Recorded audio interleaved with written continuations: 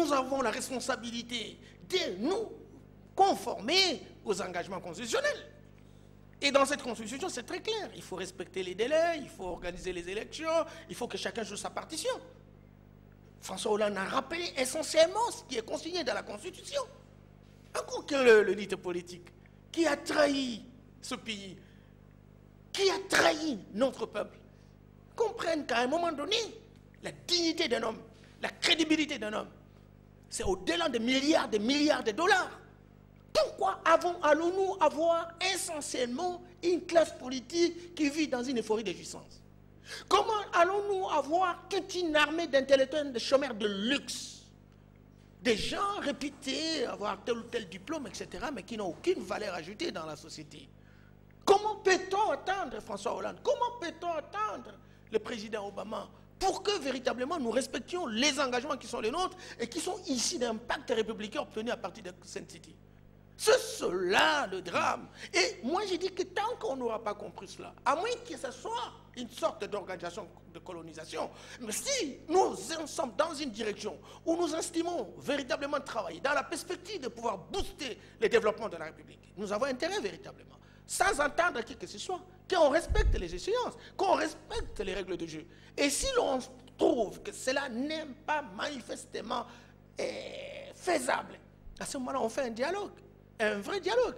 Pas ce dialogue où on voit, on est dans les restaurants en train d'inviter des gens et des gens. Même les évêques, même les monseigneurs, même ce qu'on appelle des pasteurs, etc., sont mis en contribution pour débaucher les gens. Et ce n'est pas normal. Nous sommes en train d'acheter. Autrement dit, le dialogue tel qu'il s'organise maintenant, là, ou actuellement, ne produira pas de faits essentiels pour le... Non, mais quel effet? Si ce n'est que ceux qui sont là, ces opposants d'hier, qui n'étaient pas d'accord au dépassement du délai constitutionnel, qui sont là parce qu'ils jouent le positionnement et qui devront avoir des postes comme on a vu les Lohaka, excusez, les Lohaka sont partis, vous avez vu les changements de la République?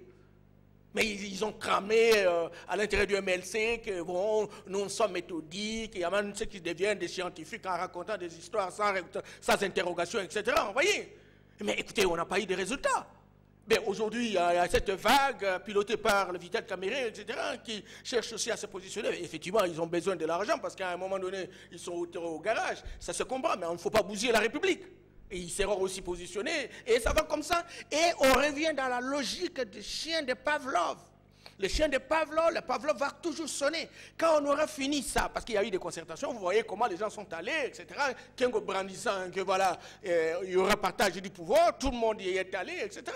Et bon, maintenant, on a sonné encore la sonnerie de Pavlov, les chiens sont arrivés, il y aura partage, parce qu'il faut une cogestion, les gens sont allés, le problème gardera tout son poids. Mais je dis, et je me pose cette fois-ci, les choses peuvent changer autrement, parce que s'il y aura gouvernement, acceptons comme tel, dès lors que les gens dont vous faites allusion se disent de l'opposition et réclament la primature, qu'ils aient la primature, c'est 10 ans de l'opposition, et alors que la Constitution dit ne peut être Premier ministre, le Premier ministre ne peut sortir que de la majorité parlementaire.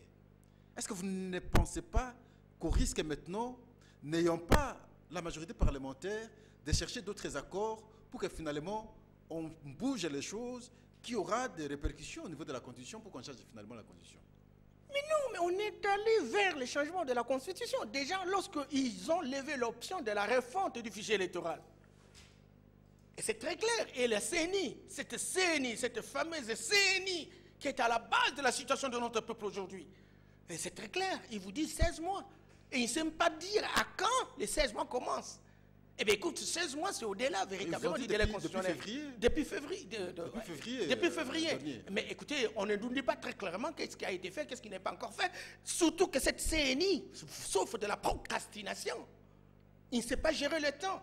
Quelqu'un qui détermine, qui fait 3 mois pour l'enrôlement dans une province. Une province. Et quelle province? La moins peuplée. 3 mois. Et qui, en réalité, prend 6 mois pour faire la commande de la passation de marché. Au moment où on peut acheter un avion en 25 à 50 millions, gré à gré. Et on sait qu'on est pourchassé par le temps. On a la rigueur de respecter les échéances constitutionnelles pour lesquelles nous aimons tous devoir du respect.